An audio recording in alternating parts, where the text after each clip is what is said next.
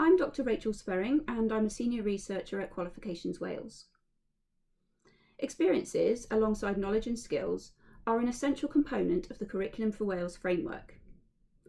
Within the new curriculum, experiences are defined as a combination of knowledge and skills in a learning environment to further progress learners towards the curriculum purposes. Given this definition, it's important to note that experiences can consist of both day-to-day events in the classroom and more one-off activities such as school trips or excursions. Existing qualifications such as GCSEs already have some expectations around experiences built into them.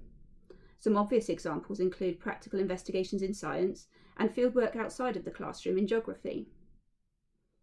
However, as we develop the next suite of GCSE qualifications, we want to make sure that they fully reflect and recognise the importance of learner experiences within the subject.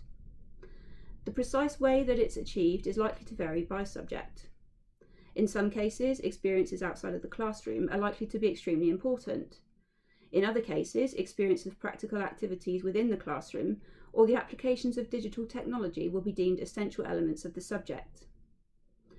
We're also aware that the ability of a school to access certain types of experiences can be influenced by factors such as geographical location and school budget.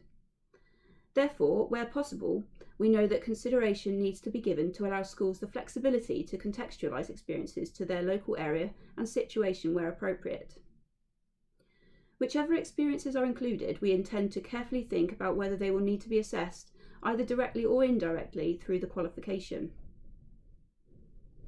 As well as facilitating positive experiences, we want new qualifications to promote positive well-being.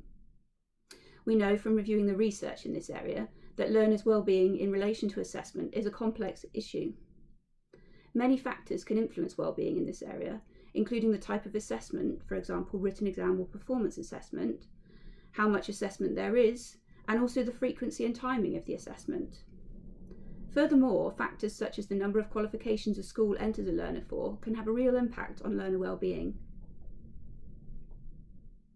We also know that different learners have different preferences when it comes to assessment. Some prefer the assessment to be completed at the end of a course once they have had the opportunity to study all of the material, whereas others prefer more frequent modular-based assessments throughout a course. Additionally, some learners prefer the anonymity of a timed written examination compared to having to complete a performance-based task in front of an assessor, whilst for other learners the opposite is the case. When considering all of these points around learner well-being in relation to assessment, it's clear that there's unlikely to be a one-size-fits-all approach. It might be the case that for some subjects at least, a more multimodal approach to assessment might make more sense, where learners experience more than one type of assessment format within the qualification.